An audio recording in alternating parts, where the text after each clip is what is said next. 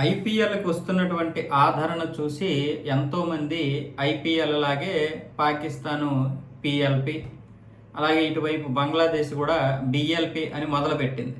కానీ ఇప్పుడు 40 కోట్ల రూపాయల నష్టంతో చేతులు ఎత్తేసి ఇప్పుడు దీనికి ముగింపు పలికేసింది. దీనికి సంబంధించి బంగ్లాదేశ్ క్రికెట్ బోర్డు అధ్యక్షుడు తమీమ్ ఇక్బాల్ గురువారం అధికారికంగా ప్రకటించేశాడు. ఎక్కడ అంటే నిన్న మీర్పూర్లోని షేరియే బంగ్లా జాతీయ క్రికెట్ స్టేడియంలో జరిగినటువంటి సమావేశంలో ఈ యొక్క నిర్ణయం తీసుకున్నాము. ఇంచుమించు 3,20,00,000 రూపాయలు మన యొక్క కరెన్సీలో చూస్తే 3,20,00,000 రూపాయలు, బంగ్లాదేశ్లో 40 కోట్ల రూపాయలు నష్టం వచ్చింది. గత 2 సంవత్సరాలుగా లాభాలు రావాల్సినటువంటి చోట నష్టాలు రావడం అనేది నిజంగా ఇది దారుణమైనటువంటి పరిస్థితి.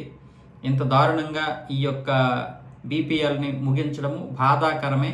కానీ జరిగినటువంటి తప్పిదాలని తెలుసుకొని మళ్ళీ ముందుకు వెళ్తాము. ఈ తప్పిదాలతో పాటు ఈ నష్టాలను కూడా పూడ్చే ప్రయత్నాలు చేస్తాము.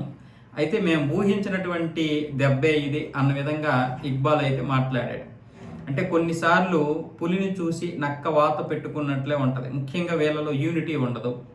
అటువైపు ఏమొచ్చేసి వాళ్ళు ఎవరైతే ఉన్నారో ఈ క్రికెట్ బోర్డులో ఉన్నటువంటి వారు ఎప్పుడు తినడానికే తప్ప బోర్డుని అభివృద్ధి చేద్దామని ఉండదు.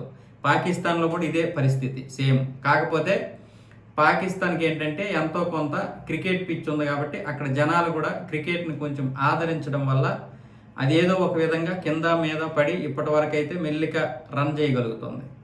చిత్తశుద్ధి లేనటువంటి కర్మలు ఇలాగే ఉంటాయి.